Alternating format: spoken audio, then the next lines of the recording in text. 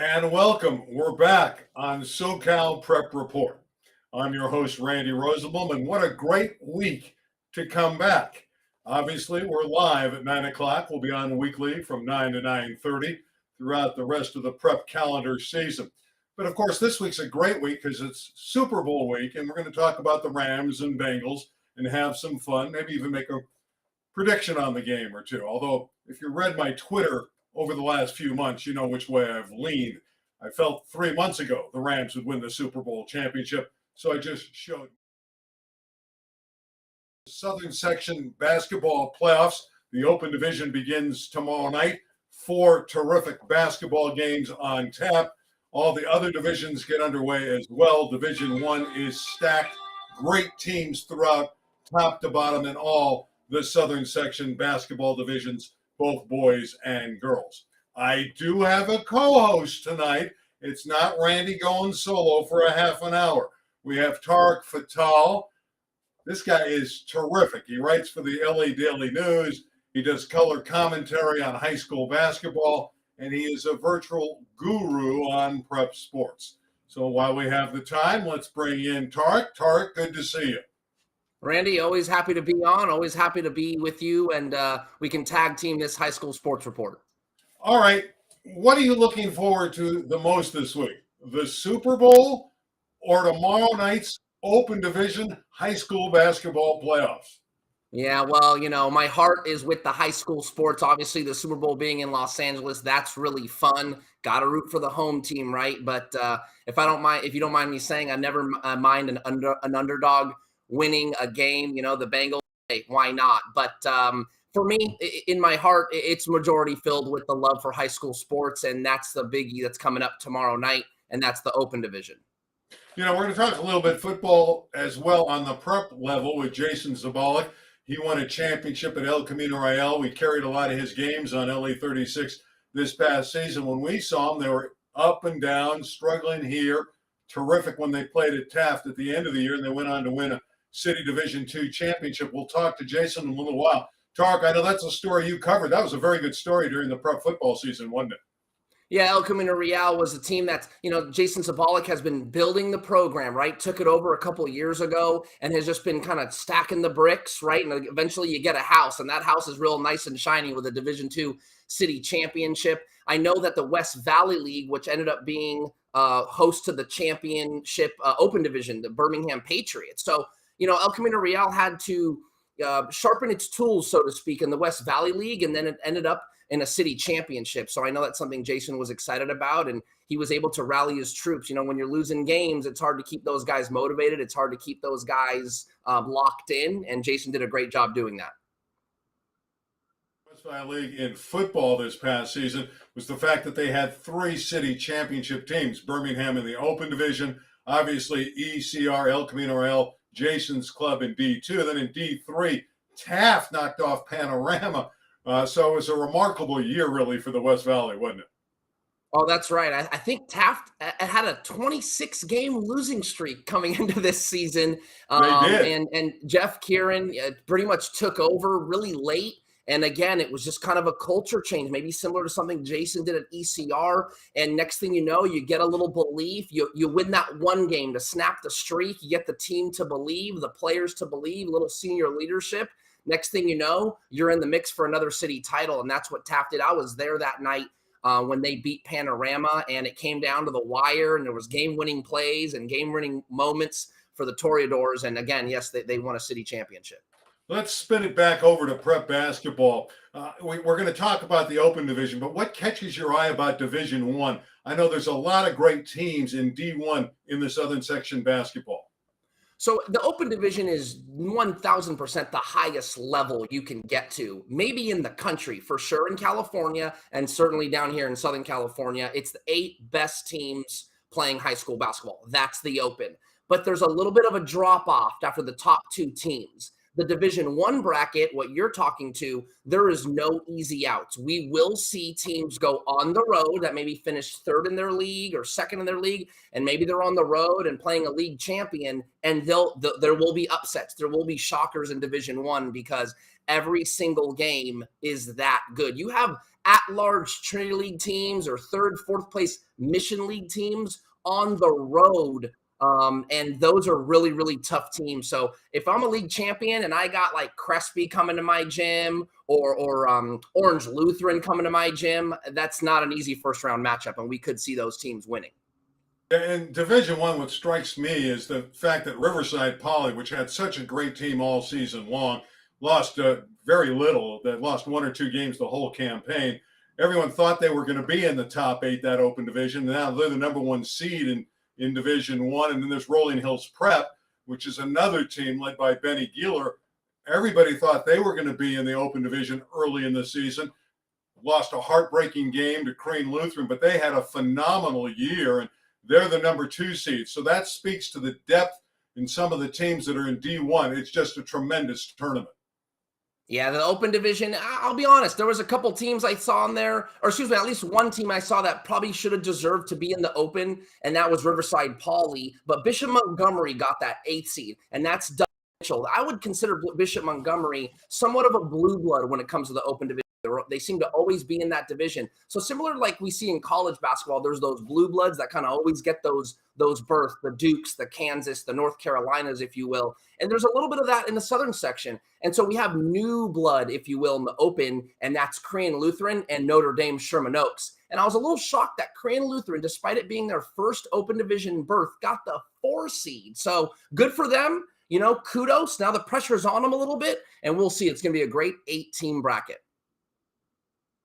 As they play one another, let's start with Bishop Montgomery, the number 8, at number 1 Corona Centennial. And it's not a pure do or die, it's pool play. So you can theoretically lose a game. And in fact, Corona Centennial did that last year and still made it all the way through and won the championship. But what do you see in the Corona Centennial Bishop Montgomery game?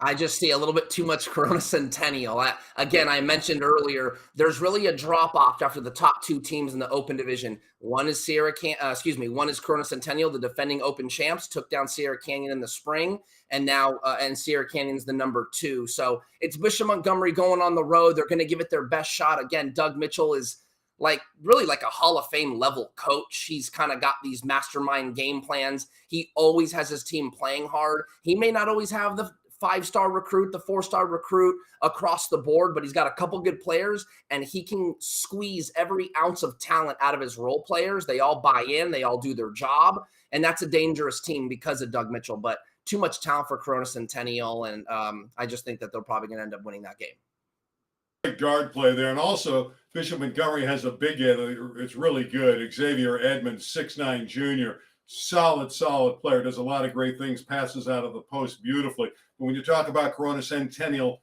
you know, Jared McCain and Donovan Dent, really one of the great guard combinations in Southern California. Now, on the other side of that pool, we have Damien and Crane Lutheran. That's a magnificent matchup. And Crane is actually hosting Damien, who was in the open division a year ago.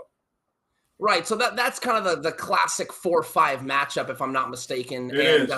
Yeah, that, you know, you just never know. What a great opening round matchup. That might be the game with the most parity. I would say that game, I know we're still in the one bracket, the Pool A bracket, but I would say that game and Harvard Westlake Mater Dei. I think those are the 2 closest matchups in that first round.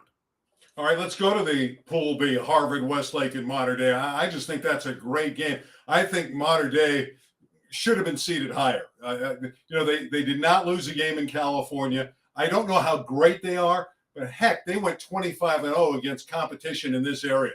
They went through the Trinity League undefeated, and now they're traveling to play the number 3 Harvard Westlake. I don't think they did Gary McKnight any favors. Oh, I agree. I think Mater Dei should have been the 4. That's what I think. But again, Korean Lutheran got it. You go unbeaten in the Trinity League.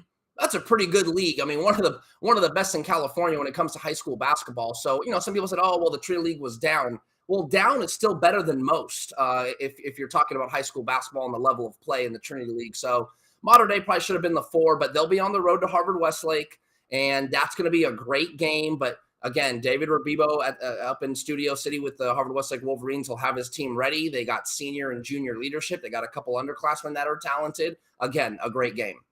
The other game in the open division is Sierra Canyon Bronny James, Amari Bailey, that clan. Andre Chevalier's done a great job playing Notre Dame Sherman Oaks. Dusty Stromer gets all the ink, but there's other talent there as well at Notre Dame and Sherman Oaks. Ben Stoltzberg, Kendall Haley, Dante Ogbu. I mean, those are some of the key guys. Ben Stoltzberg, this is a senior point guard going to Creighton, Randy. You know, this isn't some guy that's just a good high school player. This is a high-level Division I player. But Dusty Stromer has come on real late. His story is what's made him interesting. He did not play high school basketball during the pandemic when we had that spring abbreviated season. He didn't play. He was at home working out, getting better, and then really had a coming out party over the summer and got all these offers. I mean, he's got Louisville on him, UCLA, Arizona. These have all they've all offered Dusty Stromer as a junior. He's a 6'7", really talented player. So he's the one that's kind of getting all the limelight for Notre Dame, but it's their first ever open division berth. And I will have to say, for the Daily News, which is centrally covered the San Fernando Valley, we've got 3 open division teams: Sierra Canyon, Harvard Westlake, and Notre Dame, all in the same pool, and we'll all be in the Mission League next year. So really fun glimpse of what's to come. Yeah, Sierra Canyon's going to join the Mission League next year, and they're going to be sensational. It's going to make it even tougher. The rivalry games with Notre Dame and Harvard Westlake and Crespi and Alameda and Loyola, it's just going to be outstanding when Sierra Canyon finally gets in the league. Let's talk a little bit about the city section. Then we'll bring in Jason Sabolic and talk about his championship football team. We have a top 10 we put together. We threw it together. We'll start. I think Birmingham should be number 1 now, only because I think it's kind of a mess in the city section. I don't know who the best team is. I like Larry Olalinka, their big center.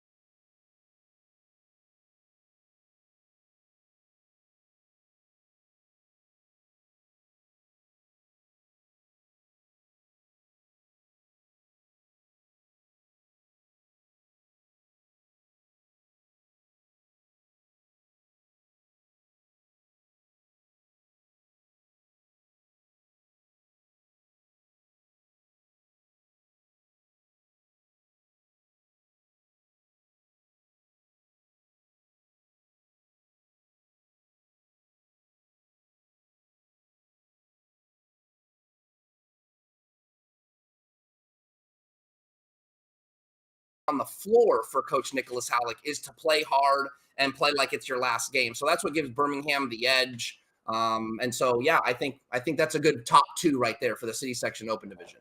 All right, we'll move through the rest of the top 10 pretty quickly. Let's reveal number 3 for our viewers on LA 36, and this is the rebirth of SoCal Prep Report. I think I put Venice number 3, if I recall, and I did. The Gondoliers have a great player by the name of Hunt. He scores big, but they lost a controversial game to Palisades recently. Shot may have come in after the buzzer for the Dolphins, so that took Venice out of the top spot. But Venice got a big game coming up with Fairfax tomorrow night.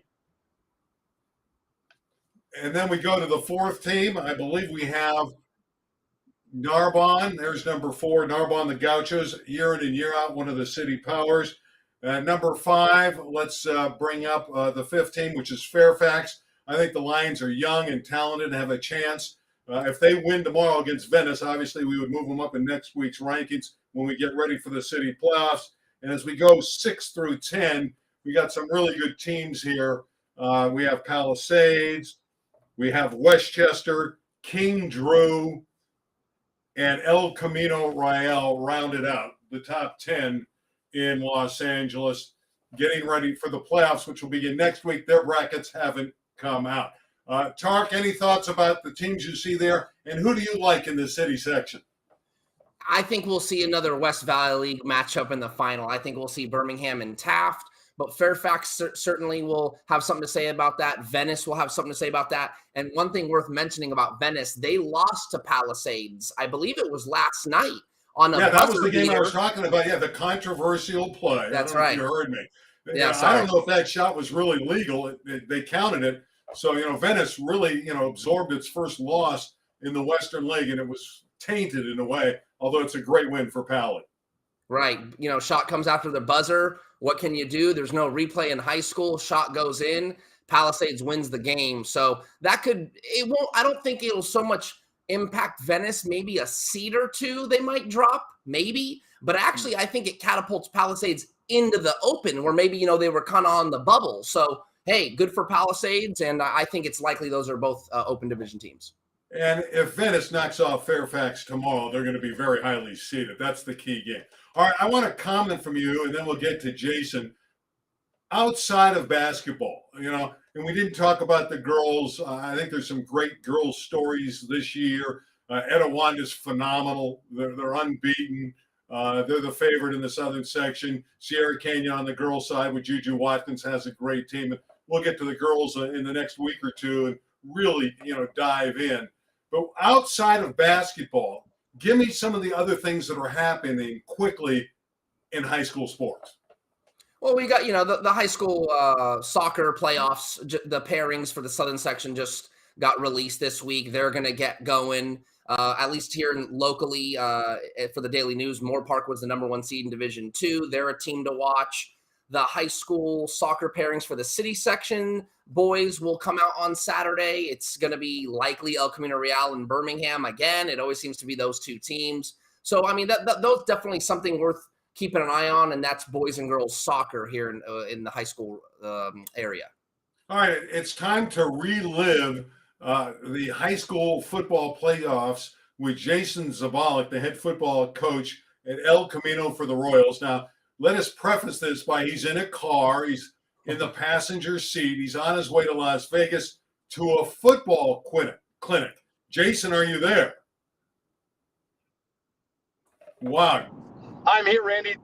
Thank you for having me. It's such an amazing experience getting to hang out with two of the biggest titans in sports reporting. I really do appreciate being able to grace the presence of both of you guys this evening. Well, have you passed state line yet?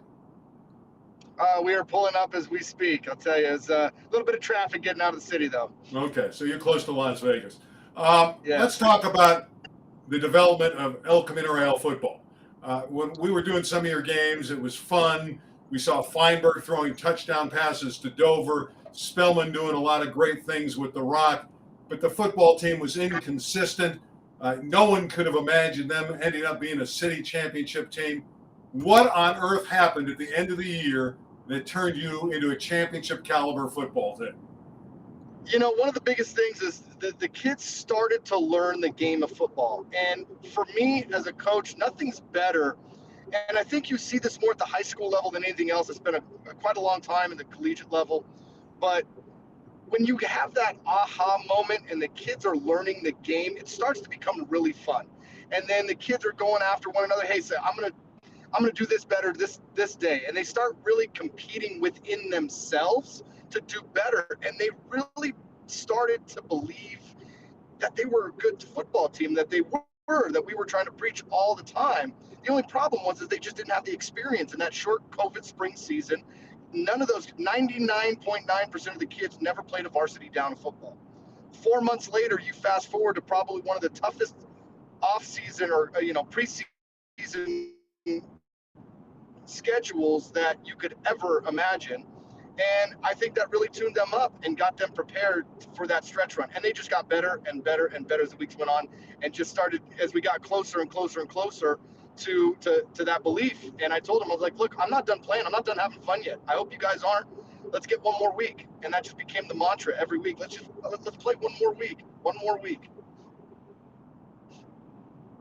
You did, you pretty much mentioned it. You went through a gauntlet of your non-league schedule, right? You played Cathedral, Pasadena, Harvard Westlake, Calabasas, Banning, and unfortunately, you were on the short side of all those games. So you started 0-5. For you as a coach, how did you get?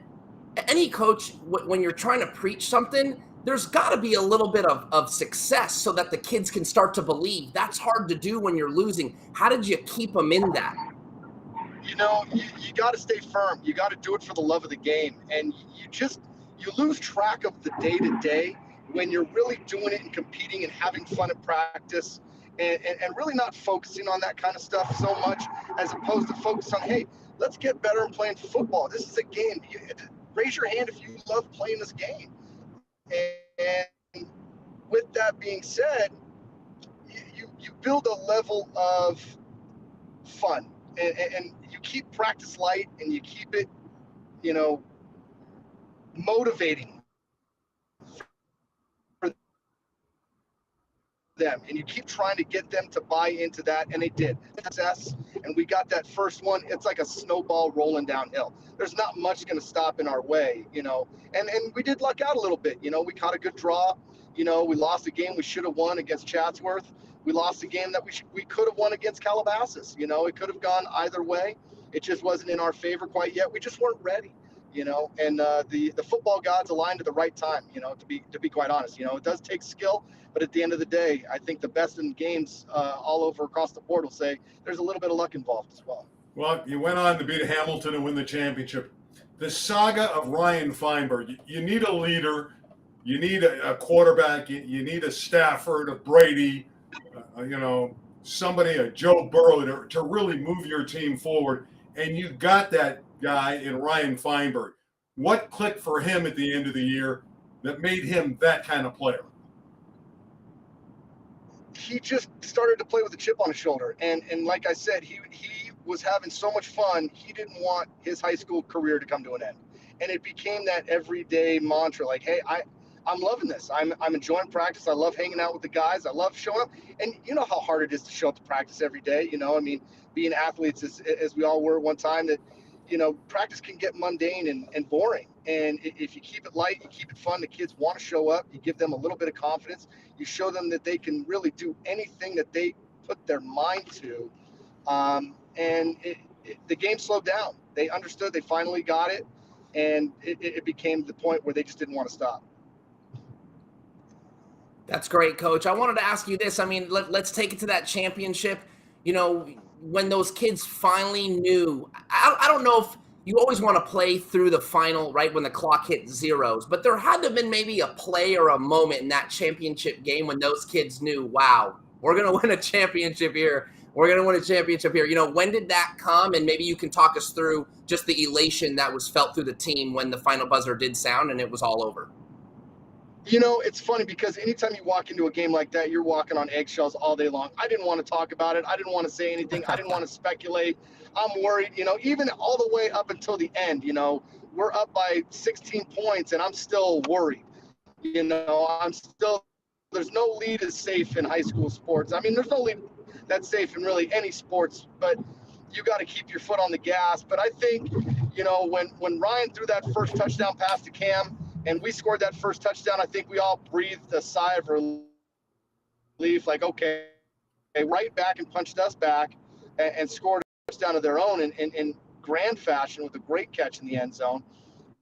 We kept doing it and, kept scoring, and defense came up big in a couple of situations. But I think the kids, breathed a sigh of relief after that first touchdown, like, hey, we're here, we're doing this.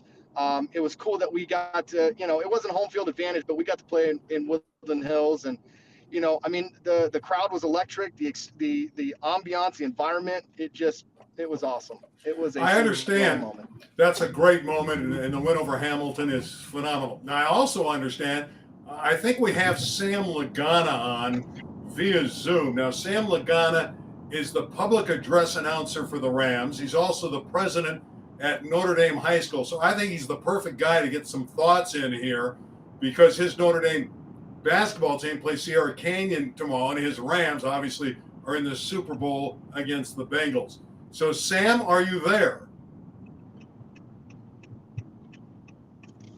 I'm not hearing Sam Laganà. I was told that we're going to get, there he is. Hello, everybody. How are you? Okay, there's Sam Laganà. We're trying to get him in through Zoom. Want to get a thought from Sam about the Fellas, Super Bowl hello. coming up. Sam, are you there? Here. Hello, Randy. Sam, good to have you aboard. A quick thought. You're the man. You saw this Ram team all season long. Why is Los Angeles going to celebrate a championship Sunday, late afternoon, early evening? You know, I think, Randy, long our line is, to be honest with you, both sides of the ball, the offense and the defense. These guys have done incredible work this year. And it's because those linemen are stacking up and doing the job they're supposed to be doing on both sides of the ball that I think this team is formidable. Because you see so much great offense, and not to take anything away from them, to share with you that they are doing a great job everywhere around the landscape of this team. But to say that the linemen are really doing a great job, what's putting so much into power and allowing the offense to explode, because it's giving Matthew Stafford the time, and it's giving receivers time to get out, and it's tying a lot of guys up.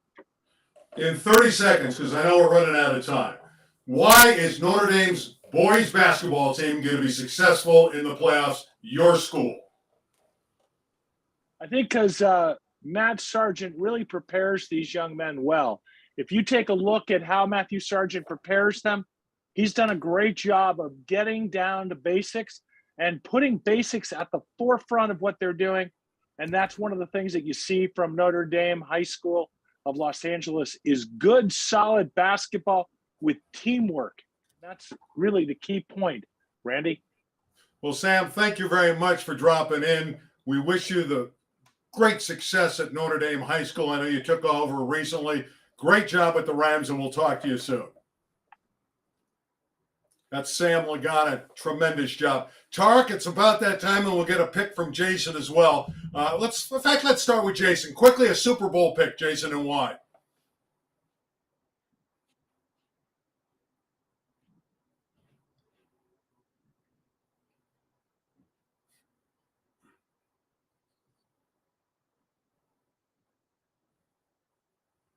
Wow, you had that one teed up. That was pretty nice. I like that. Tarek Fatal, I'm in with the Rams. Again, I picked the Rams going all the way back when they got Von Miller. I thought that was it. I thought their lines were too good, and I thought they would put pressure on all these teams because it's a passing league with Von Miller and Donald and all that group.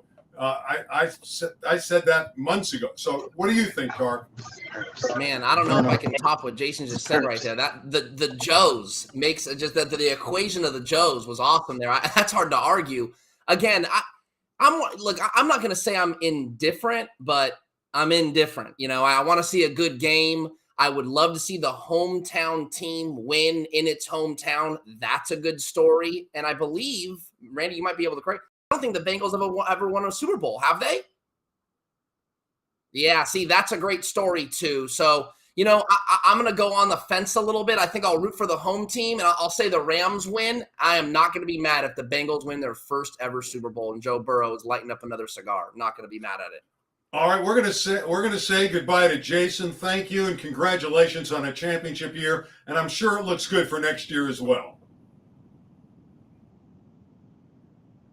That's Jason Sabolic. Thank you for letting me hang out, guys. Team. Does lose Ryan Feinberg, his great quarterback, but you know he's got it going now, and the Royals should be good. You know they're no longer that other name that they used to have. They are the Royals. See, we have about 30 seconds, so I do want to thank Tarek. Tarek, a final thought. Any stunners tomorrow in high school basketball, real quick? I'm not going to go. I'm not going to go as far as to call any upsets, but there will be some great games, and the Open Division is yet again going to prove why it's some of the best high school basketball in the country.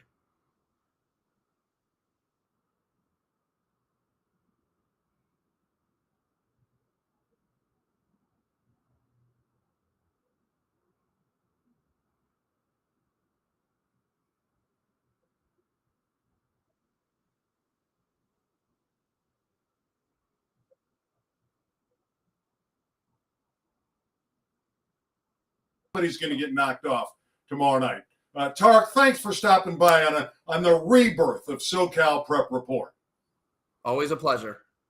That's going to wrap it up. I want to thank our LA 36 crew, in particular Larry Zavala and Carla Carlini, for making this show happen. We'll be back next Thursday night again, live at 9. We'll have a few faux pas with the technical side. We're going live. We're all over the place. My name's Randy Rosenblum. We'll talk to you next week right here on SoCal Prep Report. Good night, everybody.